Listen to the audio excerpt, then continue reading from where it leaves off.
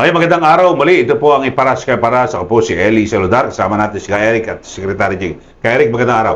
Thank you, Brother Kaeli, Congressman Jing. I'm always happy and honored to be part ng Iparas kay Paras, ang matsusi at matatag na talakayan para sa mamamayan. Sek Jing, magandang araw. Magandang hapon, paring Eli, paring Ka-Eric. Ka-Eric, at tuwang-tuwa kami na you have graced our podcast today. At of course, magandang bati po sa ating mga naghihirap na mga kababayan. Lalo na yung paborito ninyo, yung minamahal niyo na Vice President ay hinihimok ngayon itong mga evil society. Evil society. I like Itong the word. si Dilimaw, itong Father Adik, Father Adik, kinamin niya yan eh. itong Boy Tartar, Oo. at ito ngayon ang Bagong lapdog. bagong lapdog. Ang lapdog, ito yung pag ginano ng amo, Oo. Isang sut-sut lang. Oo. Malaki sana ang respeto natin dati nito eh. pero Ngayon, mapagkunwari pala. maliban doon sa sinampa nilang plunder case, Na walang kakwenta-kwenta. walang kakwenta-kwenta, walang ebidensya. Agree. Gusto pa nilang mag-fishing expedition, gagamitin nila yung bank account ni Vice President para i-prove yung kanilang kaso. At Di ba kung nagpo-prove ka ng pinuna kaso, ngayon. mayroon ka sanang dinadala na ng ebidensya. Let's say, kung ang inaakusa mo na nagnakaw ng pera si Vice President at nilagay niya sa bank, dapat mayroon ka ng ebidensya na Talaga nako. At may start of investigation. at mayroon kang evidence na Pagsisimulan. may pera doon. May nakuha ka na Exactly. data from the bank na ang laman doon 50 billion. And you're talking as a lawyer. Yes. Kasi evidence-based dapat Because ang approach It's mo. the same operandi. Modus operandi ni Trillanes. Yeah. Na ina-accuse niya na may pera si Duterte doon sa Wala bangko. siyang ebidensya. Wala naman siyang ebidensya. Gusto niya si Duterte maglabas. Nadamay pa yung ombudsman Yeah. na si Si Carandang. Nadamay pa kasi mali ang nagsip-sip certification. kay doon sa Liberal Party na ombudsman noon, nadamay pa siya. At maalala mo, Congressman Jing, Brother Kaeli, nung impeachment case ni former Chief Justice Corona, pinagalitan ni Senator Miriam Santiago ang prosecution team. Same case. Sabi niya, pupunta kayo dito sa court ng impeachment tapos wala kayong ebidensya and you will make us to subpoena dosis tecum ang mga dokumento Alam mo ni na, Corona. convict lang naman si Corona dahil nagbayad si Noynoy Oo. doon sa Development Acceleration, DAP. yung DAP, na dineclare ng Supreme Which is Court pork barrel pa rin yun. void. At si Jinggoy mismo, nagsabi siya na, binigyan kami ng tag 100 million. 150. No, 150 tapos si Delon, malaking si Juan, ganito ang amount. That was the reason why Corona was. It was not based on the evidence submitted by this nincompoop. Operations yun. Tingnan mo ito si Pero Dilimaw. before mo makalimutan, Kaeli, the same personalities were Yes. involved. Ngayon din, sila din. Si Boy Tartar, si Hontivirus. Sila ang itinuro ni Senator Miriam na operator ni Noynoy. Tama ba ko? Yes. At ngayon, maliban doon sa plunder case, gusto pa nilang gawa ng istorya si Vice President by using this Madriaga. nincompoop na kung sino man itong Tarpula. Madriaga. Ito yun, dapat ang pangalan din ito, Bikoy Madriaga. Bikoy. Kasi ang gumawa nung, sabi ni Attorney Sabio, gawa lang yung Bikoy at si Trillanes ang author. may sa gawa noon. Kaya nga siya nag-give up, pati yung kanyang final na kaso sa ICC, he gave it up, he withdrew it, because he realized na ito lahat ay puro gawa-gawa lang ni Trillanes, ni Dilima at ni Hontiveros. Ito kong basahin ko sa iyo para may basis kami Pinadala po to sa akin kagabi, binanggit ko to kay Congressman Jing Kaeli. Eric, you must have heard about Ramil Madriaga's allegation. Please help expose that we have a verifiable source that on December 8, this year, ngayon na, December 8, before the Madriaga expose, si Laila de Lima ay kausap ni Madriaga ng more than 2 hours para ayusin ang kanyang affidavit.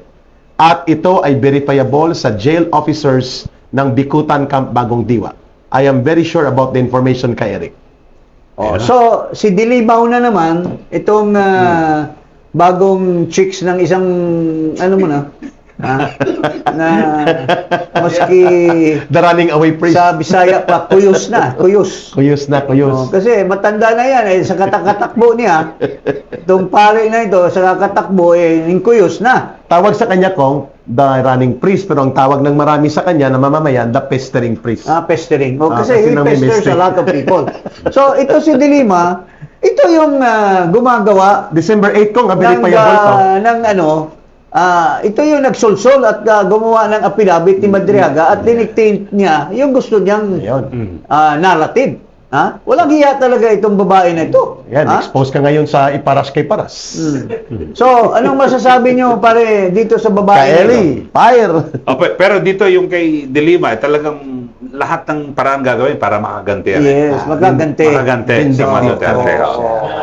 May motibo. Yes, motibo, personal. Personal. Kasi katulad yung sa biro mo pa, ulit-ulit confidential funds, plunder malabo kasi plunder, dapat personal, ito institutional eh. Aha. Dumaan sa DepEd, sa OBP. At na-audit ng COA. Ay, Tama. At saka the basic thing which is the basis for the expenditures is confidential. Confidential. Yes, tama. Tinapos lang ng confidential? Congress May dun sa lalaglag mga mo. investigation na ilabas yung mga dapat mga ano yun confidential nga talaga because it pertains to people who were made to do something. And dapat nagbigay secret ng yung- impormasyon. Kaya nga naglalagay talaga yung mga pangalan nila. alias eh. Yes, ako. Talaga When naglalagay. I was helping the government against the CPP, NPA, and DEP, I used an alias name Oh. in order for me to be protected. Tama. Marami kami. So, Hundreds yung, of us. yung ano nila ngayon, yung piatos, parati nilang Wala. inaano. Normal yun. Piatos. Alias nga yun. These are all yun. alias for someone who gave Yeah. an information. Tama. And that is acceptable in the category of expenditure sa COA. Yes. Sa confidential fund. And in fact, the liquidation of this expenditure, itong is directly to the President. COA chairman. Saka President, may kopya ito eh. Walang kopyang president. Wala siya. Wala. COA lang. COA lang. Under the COA rules.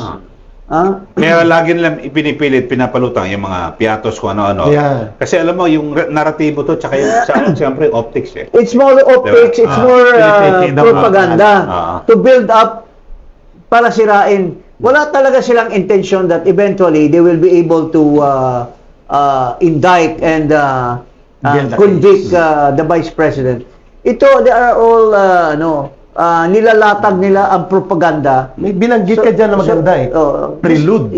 These are all prelude to the impeachment that they Yes, will conduct. Which is a major operation. Yes. Sa February. Maganda yun, Kong. Tingnan Kung may mo- tanong kami sa iyo before tayo mag-proceed, Kong, gaano kahalaga itong pattern na ito?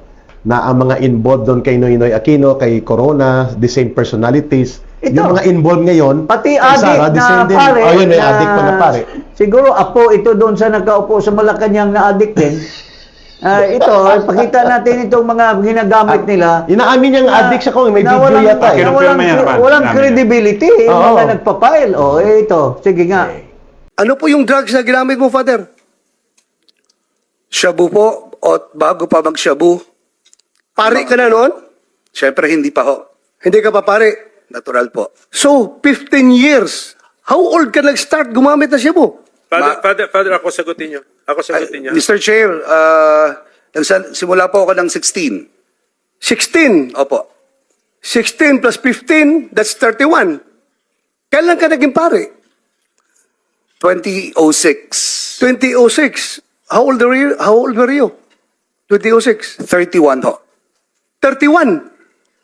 So meaning, nasa loob ka pa ng seminaryo, gumagamit ka na Meron siya po mo. akong tinatawag na relapse Mr. Chair. Relapse. So, relapse, ang tinatanong naman nasa loob ka ng seminaryo, tapos sasabihin mo relapse. Ibig sabihin, nagsasabo ka pa Kahit rin. pare na siya. Ginagawa na yung konting pinaganda lang. Ang Pinaganda mo lang Ang relapse. tanong doon, nagsasabo ka pa ba rin o hindi? Ang word na sagot, relapse o hindi, nagsasabo ka. Ang relapse, bumalik. And who is this guy? Ito yung isa sa mga nag-file ng kaso. Anong kredibilidad mayroon itong pare na ito? Ito naman isa, walang iya din ito. Itong... Ginawang drug din ng seminaryo. Oo. At session. Pwede. Ang isa nga, Malacanang drug Oh, din. ito naman. Matino ba itong babae na ito? Itong pangalan ay Shelo Magno. Oo, na in-appoint ni Marcos, tinanggal dahil hindi makontrol, later on, bumalik. Anong ginagawa nito bago naging presidente si Marcos? Ha? Dilaw na dilaw din ito. Dilaw na dilaw at anti-Marcos. Ito isa sa mga sa taga-UP na nagsisigaw against President Marcos Sr. At may maganda kang bira dyan.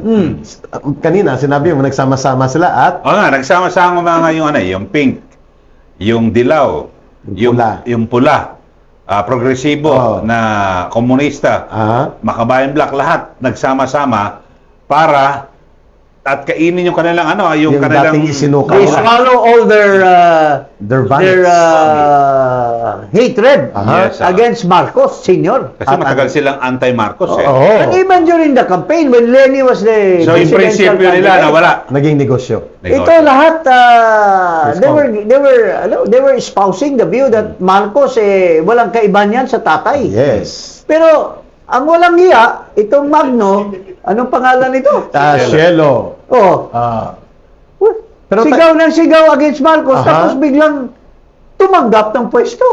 Under Marcos. At nang hindi na siya makontrol ni Marcos, inalis. Oo. Ngayon, dahil wala siyang pwesto, bumalik. Ang tawag ngayon sa kanya, lapdog, no? Lapdog. Pareho ito kay Heidi Mendoza, ng self-righteous. Yung tiwalang-tiwala sa sarili na sila lang ang mabuti, sila ang tama, sila ang magaling at matalino, pero baluktot ang pananaw sa katotohanan ng nangyayari. So hindi totoo yung kanilang prinsipyo na itong corruption para sa lahat. No. Laging Can tukoy you lang. imagine, Duterte lang. nagpa-file ka ng plunder against the Vice President who committed purportedly corruption in the amount of 125 million. Whereas you are espousing anti-corruption tapos ang Kay Marcos. kay Marcos na 1.4 confidential trillion. fund at saka intelligence fund is 1.2 trillion. Lahat-lahat. 9 billion. 900 billion every year. 9 billion. Oh, 9 billion. So mula 22 9 hanggang billion ngayon, every year. Trillion na. Ilang trillion na. Trillion na. Trillion. Oh, tapos walang liquidation. So, Wala. bakit hindi sila tinutuon nila yung kanilang kung anti-corruption kayo, you have to be fair and Lahat kasuhan. kasuhan. Si BP gusto Pero kasuhan na-obvious lahat. tuloy kasi gusto lang nilang i-eliminate si BP para ang ambisyon nila na magkaroon ng presidente uli Mula sa hanay nila. sa hanay nila ay matutupad. Pero paano wala naman silang kandidato? Ito, si Paring Eli, best friend niya si Lenny Robredo. Matino naman yun kumpara kay Magno.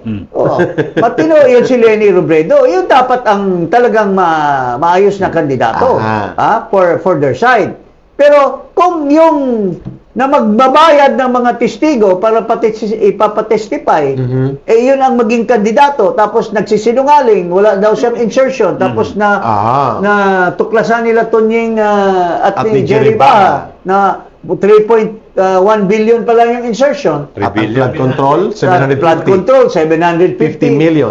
Bakit matino? Kung matino ka, bakit may 750 flood control project ito? Tapos tapang-tapangan niya lang. Oo. At ito sila po ang mga grupo na kasama ni Magno, ni Father Adik at ni Boy Tartar. Kilala niyo na po si Boy Tartar, no? Yung pinagtampuhan ng Pakita mo na toothbrush. uli yung itsura ng Boy Tartar. Ito po yung ini-interview araw-araw. Oo. At ang kanyang inaatake Kasi si hindi Sara nakita Duterte. ni Paring Eli yung pagmumuka nito si Boy Tartar. Tignan natin yung hilatsa. Tingnan mo, Tapero. Sa pagmumukha pa lang talagang, may term ka na maganda eh. Ikaw lang makadeliver niyan tungkol sa kanya.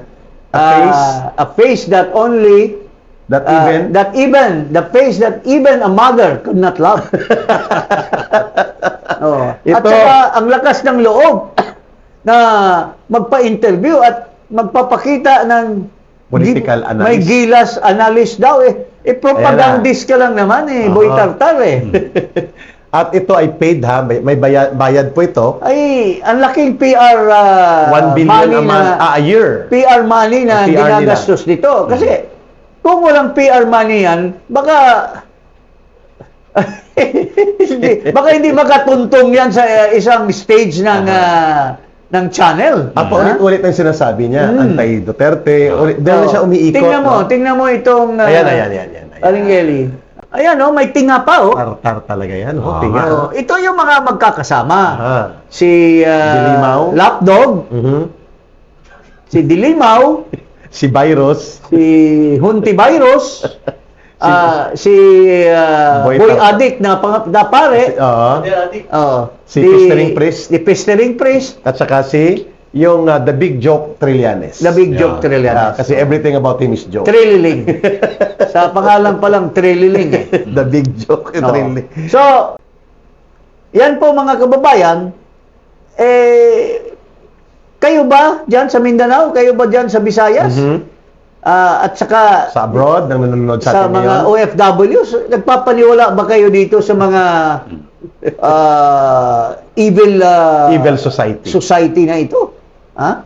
Na gusto lang mag-take advantage dahil may pera na pinapalabas siguro yung taga Malacanang sa kanila Obviously. na para gumastos para yung propagandist na nagpipretend na political analyst ay magkaroon ng audience. Every day, ha? Dapat lumaban na lang sila ng patas. Oo. Sa 2028, kung sino gusto nilang ikandidato, ilaban nila, ipantapat kay Pwede. VP Sara. Tapat. Diba? Yun ang tamang proseso. Sinisiraan nyo yung yan yung mahal ng taong bayan eh. Tsaka yung totoong issue, hindi si Sara Duterte. Ang totoong issue, yung sindikato ng pangungurakot at pandarambong na pinamunmunuan ni Marcos at Romualdez, tahimik sila, Brother Kaeli, Congressman Jing. So, yun lang mga kababayan. Okay. Ha? Okay, maraming Okay. salamat po mga kababayan. Okay. Hanggang sa susunod ulit, iparas kay Thank you. Thank you. Magandang hapon sa inyo lahat.